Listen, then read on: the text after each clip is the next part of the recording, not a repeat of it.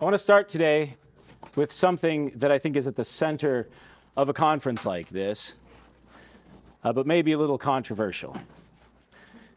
And I want to start with two questions. What is education? And what makes an education classical? Now, Pastor Kane has devoted a session to what makes an education classical already, and unfortunately, due to my other duties, I was unable to make that. So those of you who have been fortunate enough to attend both will have to judge for yourselves whether we should duel in the parking lot later or whether we can get along. So, first though, what is education? The noun before the adjective. Education is the formation of a particular kind of human being in his body, in his mind, in his heart, and in his soul. It is not transmitting data of information. It is not simply training. It is the formation of a human being. This broadens our view of what education is a bit. As Pastor Kuntz said this morning, it is also something that is held to be true by those who agree with us and those who do not. The Marxists are certainly aware that they are forming particular kinds of human beings, just perhaps not the kind that we would have them form. This has been true from the time of Plato all the way up through the educational philosophers that Korczak has written about in his recent book, Serpents in the Classroom. And so the other thing about this is that this is what happens in education, whether you want it to or not. You could think that you're preparing a child or an adult by educating them for a career or college readiness. But you are really forming his soul. And so we should be aware of that and do it deliberately and do it well. I know that is a very broad sketch of education. And this conference is sort of about taking that sketch and filling it in with the particular ends and the particular means to those ends. And so, for the sake of brevity, I only have 45 minutes here. We're going to leave that there. We'll develop it a little bit later. But I want to move on to what makes an education classical. And it seems to me there are two legitimate options that we can answer this question with. And most of us, I think, answer with both of these, at least in part. The first is, I think, most eloquently explained by Tracy Simmons in Climbing Parnassus, that a classical education is a study of the classics.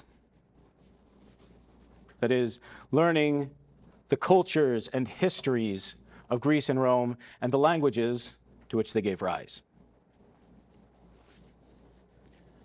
This kind of an education not only would form your intellect, just imagine the sort of formation it would take to competently read Homer in Greek, but would also elevate your sensibilities. And according to Tracy Simmons, that is all that is required for an education to be classical. I'm not sure I would go that far. But it is certainly a historically grounded argument. I think the other option is one that we are typically more familiar with, which is to say, to have an education that is in line with what the ancients, the classics, thought that an education ought to be. So we can either study the classics or study like the classics. And that seems to me what we normally talk about when we use things like the liberal arts, right? This is what people, our fathers, and the ancients would have said was a good education. And so I think we can rightly call it classical. As I said, I think those are both legitimate answers, and I think that if asked on this or pushed on this question, we would say Both are the case. We ought to study like the classics did, and we also ought to learn the languages and the cultures and the histories. So that is classical education. Again, this is a very broad brush because this could take days to develop this. In fact, 4 days maybe, if only we had a conference. So I want to dig a little bit deeper into the second of those two. If you want to read more about the first, I do recommend Simmons' book, even if I don't fully agree with him.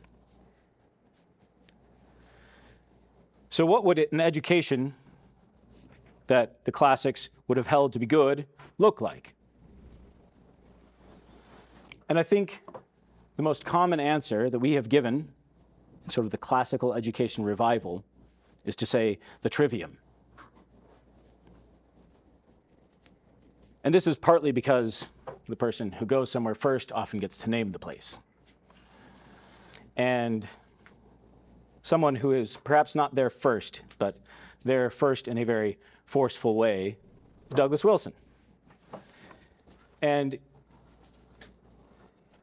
I think most of you are familiar with this, so I'm also going to sketch this out very briefly.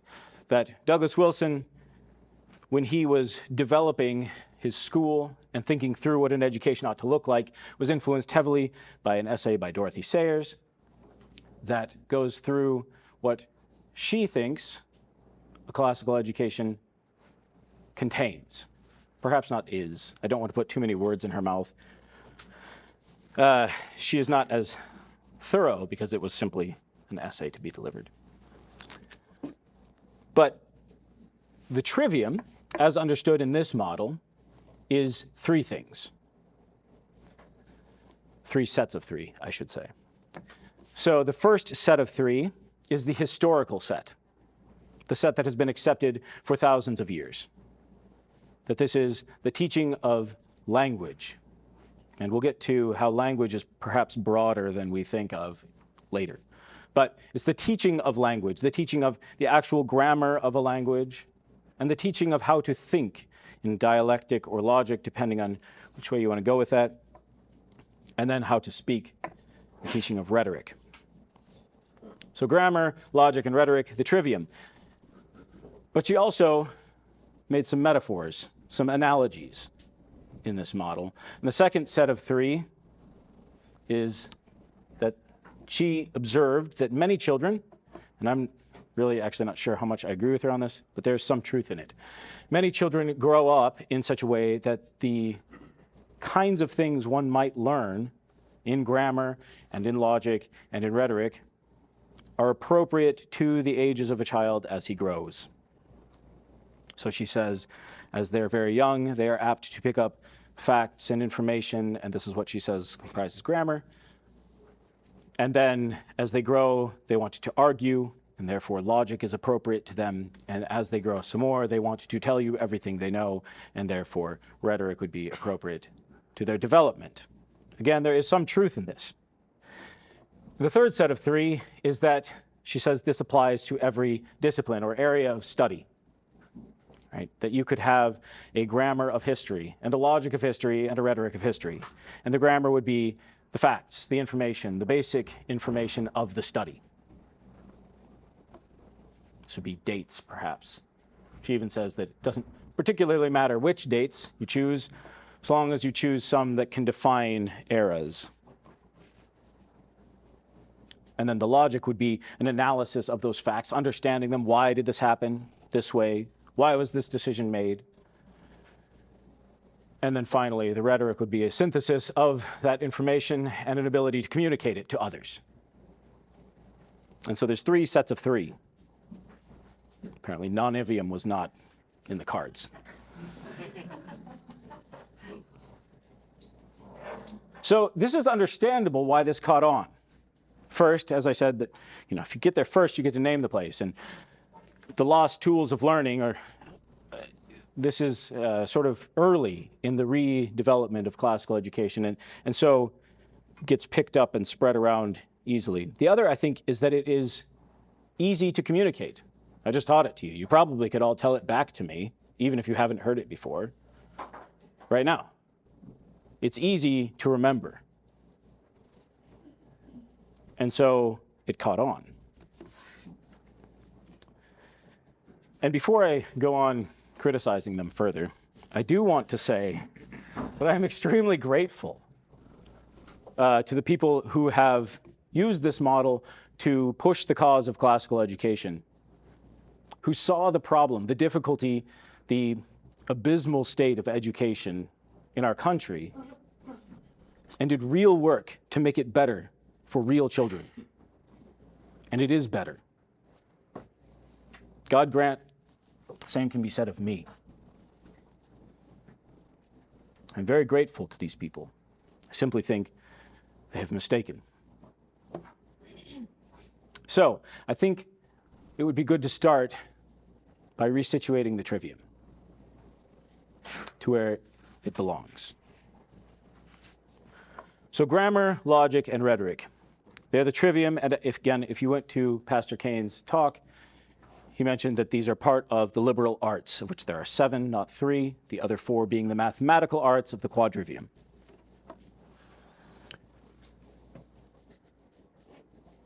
But a classical education is going to be somewhat language-centric. The Greeks were language-centric in many ways, although their mathematics are excellent and worth studying. Certainly the Christian tradition is centered on the Logos, and so this fits in the center of an education. But let's talk about what grammar is. Even if we don't take the metaphorical or analogized version of grammar, we often think of grammar as the rules of language, right? Sentence structure, parts of speech, diagramming sentences, right? This is grammar. That's certainly part of it. But grammar is the art of understanding your language. The art of being at home in your language, perhaps. But to understand a language requires more than understanding the structure of the sentence. If you think about what is required to understand the Aeneid, even in English, you start to get some idea of what might be required to understand grammar. In fact, if you know what the Aeneid is, right, that's part of it. Definition is part of grammar, knowing what the words mean.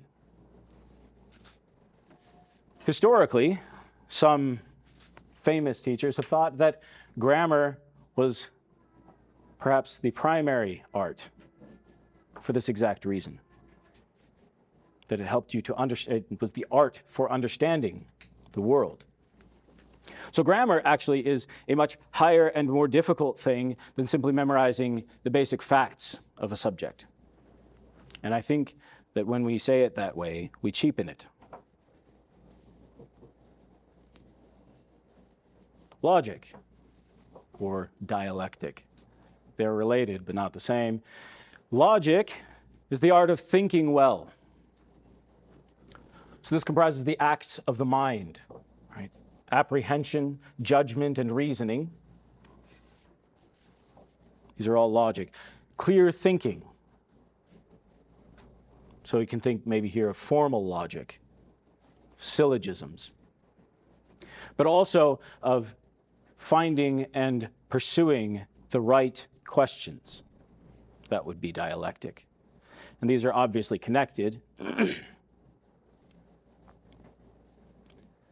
And again, if we think about what is required for those things, to perceive, to judge, and to reason about the things in the world, to make clear arguments, and to understand the right question to ask and how to pursue its answer.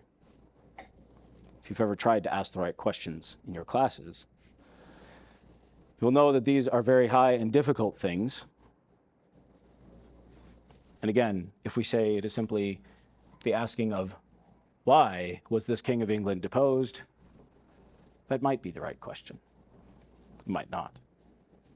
It is not simply the analysis of the facts we have gathered. And with this being grammar and logic, where do we go with rhetoric? Seems like we've already gone quite a ways up here. So rhetoric is the art of speaking. I think that both Cicero and Aristotle are correct. Well, some would put them against each other. So Cicero says that rhetoric is to move, to teach, and to delight. And Aristotle says it is the power of finding all the available means of persuasion. That's both true, right? And they go together. And again, these are difficult things. They are high things. They're things that take a lifetime to master. And I think they rightly belong, as I said, at the center of our curriculum. Because we should be centered around understanding and thinking and speaking well.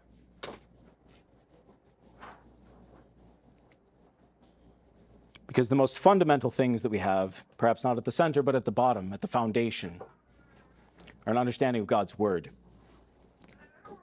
and being prepared to give a defense of it. But to these we add the mathematical arts. Right? And these, I'm not going to go into it in as much detail, but these show us, teach us the order, beauty, and harmony of the world.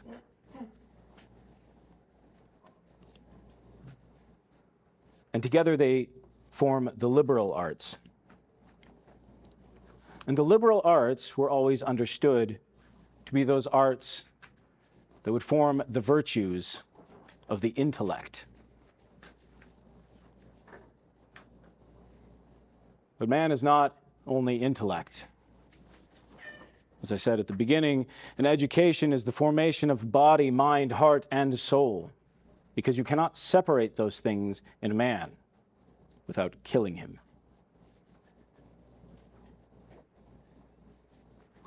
And so an education must form the heart and the body and the soul as well. The liberal arts have always been the center of a formal education, because formal education has historically been primarily about intellectual formation. The rest of the formation, I should not say that.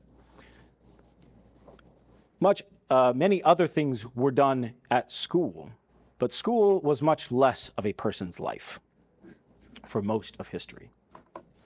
And so much of the other formation was done elsewhere, in the home, in the church. We must deal with the fact that many of us who run schools, I'm not sure how many homeschoolers are in here, but you're probably all sort of going to laugh at me for the rest of this, where I talk about how we have to work on forming all these things, which you're doing at home. So bear with me, please. Many of us who run schools have to deal with the fact that we have these students for very many hours during the year. And none of us, I do not think, really want to have a school that focuses solely on the liberal arts. There were grammar schools. There's a really great one that I read about. I tell everybody about this. Katie's already heard this lecture.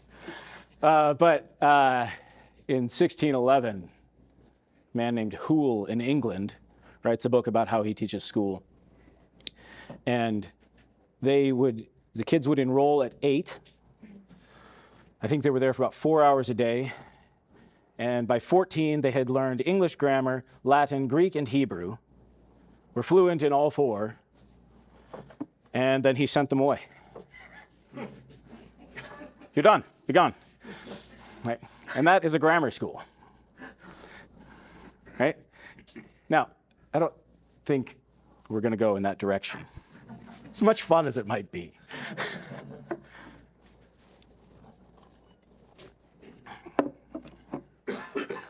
I also think that given the state of our society, we have a duty to help lead the parents and the churches as well.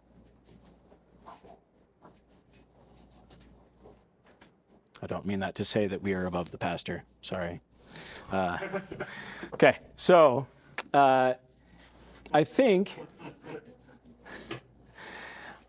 that the model presented in a book that I highly recommend called The Liberal Arts Tradition by Kevin Clark and Ravi Jain is much more helpful and fits much better with our theology.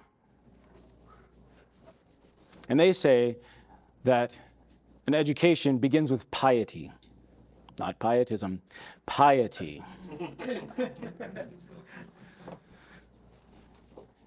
And includes gymnastic training, that's physical training, physical education. And it includes what they call a musical education, slightly confusing term because there's the liberal art of music. We don't want to confuse the two, but this would be sort of the education in story, the education in song and myth, the thing actually that Plato in his Republic seems to be most concerned about. Then the liberal arts, then philosophy, and finally, the queen, theology. And so the thing is bookended with the Bible and centered around the liberal arts. And I think this fits the way that we understand education and that our churches understand education. And it does not have to fit the things that we do into the categories of grammar, logic, and rhetoric, and therefore I think is more true. So we begin with piety. This is something that is done not only by repetition, but by reenacting. Right? The children go to church. They learn the hymns. They sing with their classmates and their teachers, and God willing, their fathers. We invite as many parents as we can to come to our school to join us for Matins for this exact reason. They learn piety by doing and by discipline, because piety has to do with giving the appropriate honor and love to the things that you ought to give them to, and it is not taught by telling them.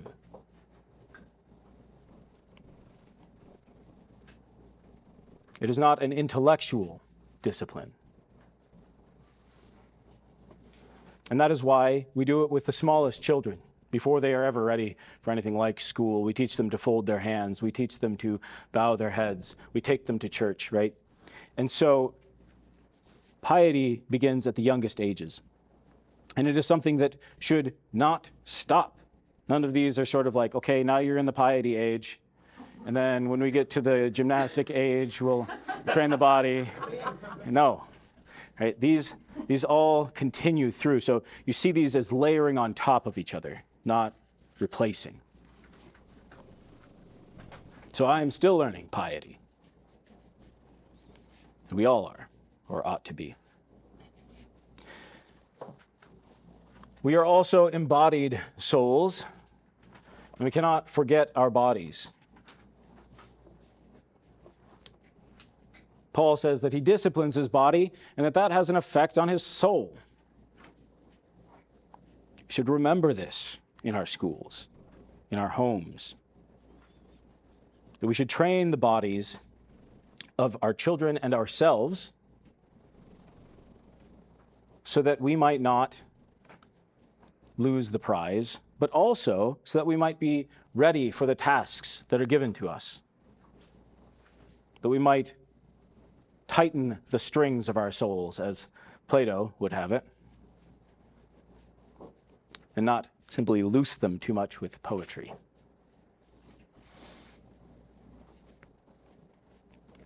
And then we add this musical education, and I also missed Mrs. Saunders' talk. So she talked a lot about this, I believe, that we would teach them things in a way that is what Clark and Jane called pre-critical. This is teaching them the stories and the myths. Teaching them to, this again, it flows very nicely out of the piety. right, or builds together with it. And so this gives us sort of, again, it makes more sense of what we know we ought to be doing. Right? So when you're reading good literature to a 7-year-old, are we doing grammar, logic, or rhetoric? I don't know. So I can't figure it out.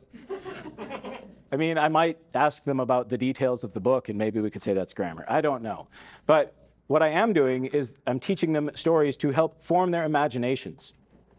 Right? And this goes to the ordering of loves that I believe was in your title, but is Augustine says that is the end of education, to rightly order our loves, that we would love the things we ought to love, and the corollary, which I add, hate the things we ought to hate. And so we teach them these things before they know why. We don't explain to them why. You don't have to tell them why Gandalf is good. You don't explain it, just read the story. And then we get to the liberal arts, which I think I've spent enough time on for today. And then philosophy. And this has historically been divided into three, the third of which is theology, divine philosophy. But there's moral philosophy and natural philosophy. And this is where what I call science in our schools comes in. Right? The natural philosophy, the understanding of nature, that has historically come after the liberal arts. We might rethink the way we talk about and do science based on this also. Again, I recommend their book. They have a great section on this that I just don't have time for today, but it's one of my hobby horses that I'm dodging strenuously right now. So, but philosophy, the natural philosophy, understanding the natural world, and the moral philosophy, which is primarily about understanding men. Understanding what you ought to do, and what men ought to do, and what they have done, and what they might do. And finally, theology, the queen of the sciences, who stands at the top, governing all with her divine prerogative. So, I think that explanation is also another reason why we tend to adopt the Sayers approach, because that seems like way too much. Can we possibly do all of that, right? And the other one seems a little bit more contained, a little more doable. And in fact, this is not something that a school can do by itself. It's impossible. This is about the whole life of a human being.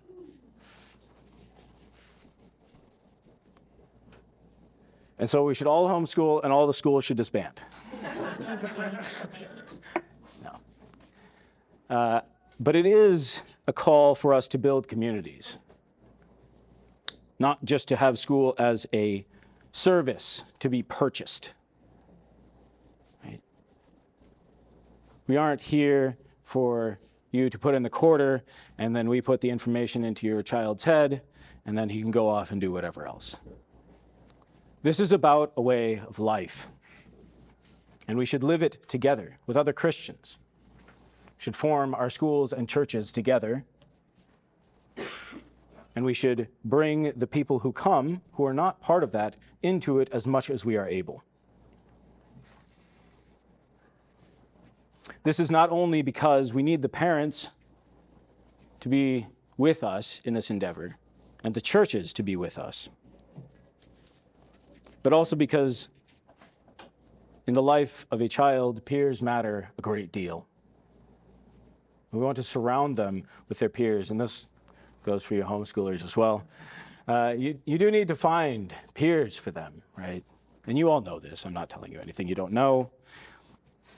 We need communities so that they can grow with friends, friendship being one of the highest goods in this world, in this life. Friends who are living the same kind of life they are, so that they might grow up being formed well in body, mind, heart, and soul, live lives of good service to their neighbors,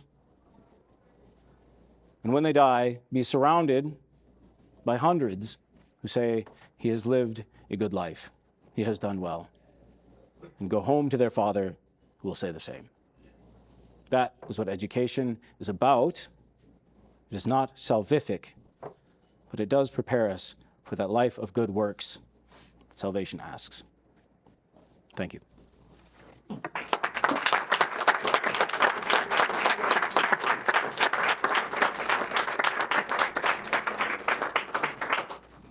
Now, because I covered a million things in there, I wanted to give you plenty of time for questions, so I hope you have some, because I deliberately ended somewhat early.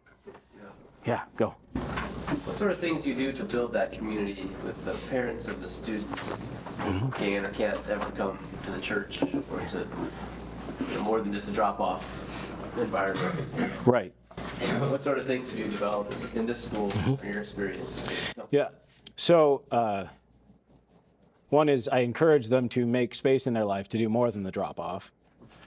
We have not only coming to church, to our Matins or Divine Service that we do every morning, we encourage that, but also we do a number of other events through the year. We have a couple of recitation days where every student goes up and recites something, and we try to get as many parents as we can to come to that. At the end of the school year, we have a big event where we all get together for a big feast and then watch Shakespeare. We do a variety of things like this where we try to get parents to come in. In addition, we have a parent association. It is not a parent-teacher association. It's just a parent association. It's much better that way. And through that, we encourage them to get together outside of school. This summer, I believe, they're playing soccer every Monday together at some local soccer field. And so to try to encourage things like that, the mothers get together and at one of the mothers' houses this last year and had tea every couple of weeks or something like that. So yeah, as much of that as we can do to build that. But also, like I said, a lot of the students at our school, their parents are members of the church. And so the life of the church is also part of the life of the school for about 3/4 of our students. Yeah. Okay.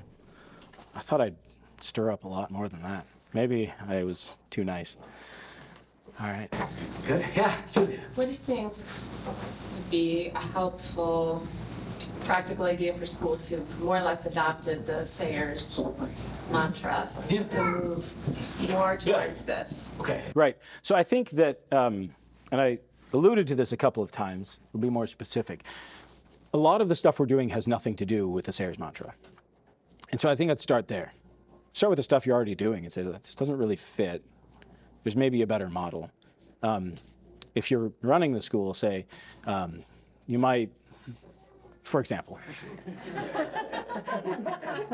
I mean, teacher education is obviously going to be part of this, but so I might bring in a couple of other sort of approaches just to kind of break the idea that this is the only way to see this.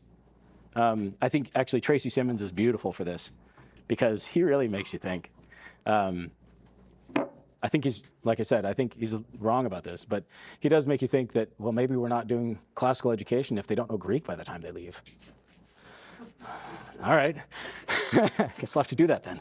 So, but also the Clark and Jane's book is very great. It's a little harder to get through than some of the other ones. There's a couple of other ones. So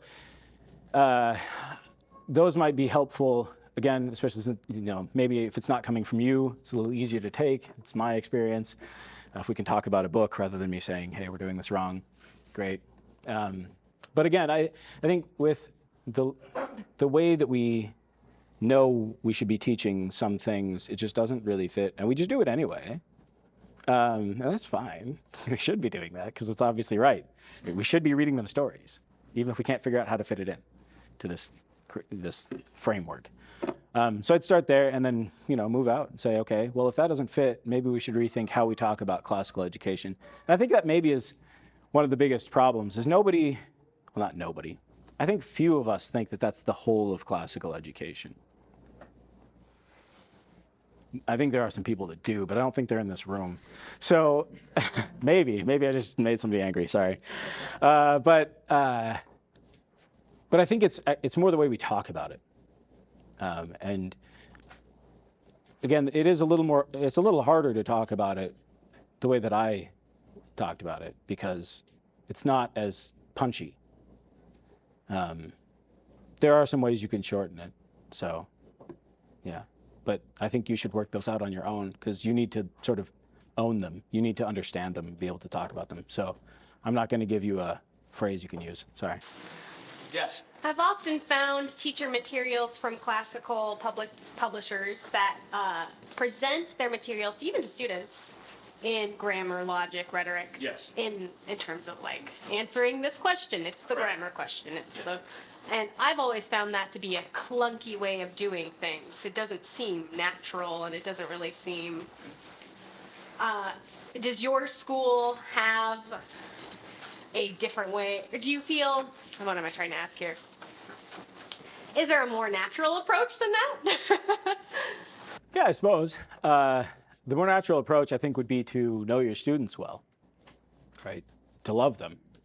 And then you can ask the questions that are appropriate to the student. And so if you divide it by, okay, this kid's in the grammar age of our school, and so I'm going to ask him grammar questions, you're going to run into a whole bunch of problems that have to do with how kids are and how they're different from each other. And this is part of why I'm not sure that I agree with it, because I had a kid last year. I taught first and second grade last year, and this kid hated memorizing. He would not repeat anything, but he would tell you stories all day long. So I don't know if he was in the grammar stage or not, but yeah. So, but knowing that kid helps me to draw the right things out of him, and also to push him where he needs to be pushed. It's not like we let him out of memorization because he didn't like it, right? And so, I think knowing your students and being able, I'd say, take some liberties with what classes your students go into. We have a great age range in a lot of our classes because of this, because some students just aren't ready to be with these other students and they can't answer the same questions. So we're just putting them in different classrooms. And so I know this is all very difficult, and I'm telling you to do things that, are probably going to make some parents angry at you. Sorry. Yeah. Does that help? Yes. Okay. Yes. Okay. Yes. So along those same lines, do you think, well, the Dorothy Sayers model seems very structured, the hypothesis was forward. Along the lines of what you're talking about, what you're proposing, do you think that lends itself more toward a, not totally structuralist, not anarchy, right, not dissolving the schools, but a almost less structured school system? It can be. I think, I wouldn't blame Dorothy Sayers for this, but I think some of her disciples have led to a overly structured environment. And this can certainly be less structured. That isn't to say there isn't structure. There's a great deal of structure in our school, but it isn't quite as rigid as it might be if you did it otherwise. So for example, one example would be on feast days, we'll have a divine service that takes, instead of the normal 30 minutes for matins, it might take 45 minutes. And then our whole day gets shifted and we just don't care. It's fine. Because, what you're trying to do is teach them piety first. And then, okay, if we have, instead of 30 minutes to do literature today, we have 15 minutes. Okay. And right, so again, some of the rigidity, I'm probably guilty of pushing back too hard against that. It just mentally. And so my teachers are good. They keep me in line and make me actually have structures that I tell them when class begins. So, but yeah, so I think it does lend itself to a little less structure. I do, again, so the first edition of this book that I keep recommending, The Liberal Arts Tradition, is very much just the theory. They got a lot of the same question, and if you get the third edition, I think is the one they're selling now, it has a lot of The second half of the book is, okay, great, how do we do this? And trying to help you through some of that. So if you're interested in more kind of details about how there might actually be a structure in that, yeah. Yeah. You mentioned that a school can't do all of these things. So I guess we're picking and choosing which things need to be prioritized or put in place first. Argument more lately that, so classical education is language-based and literature-based. We have so much wonderful literature in English that didn't used to be available. So I've heard people say we don't really need to learn a second language. We can just read all this wonderful stuff we already have. Yep. I wonder if you want to comment on Yeah. that. How much time do I have? All translators are liars.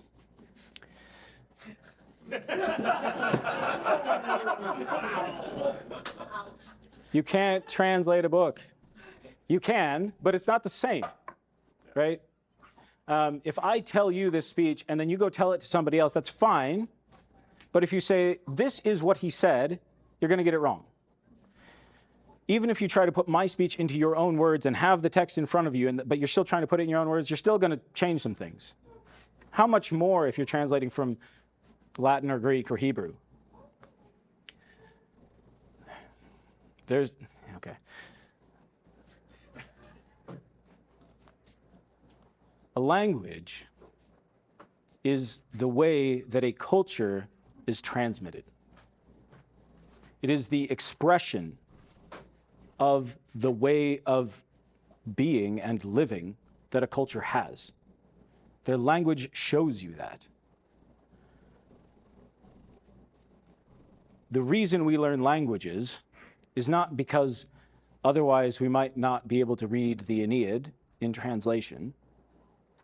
And before it was translated, great, we should learn Latin, and afterwards, no, it's fine in English. But because we can't ever really read the Aeneid unless we know Latin. And because you can't really, I mean, your pastor has done this to you. I guarantee it. He said, look, the translation says this, but that's not really what the word means. And then he gives you like a 5-minute lecture about what the word means, right? That's not just because he's showing off. This is actually what you need to understand what the word means. Well, okay, if that's that one word, what about all the other words? And so if we want to really understand the thing, we really do need to read it in the original for a whole variety of reasons. Is that good? Yes. Okay. I agree. I really wanted to hear. That's fine. All right, I think that is all the time we have. Thank you.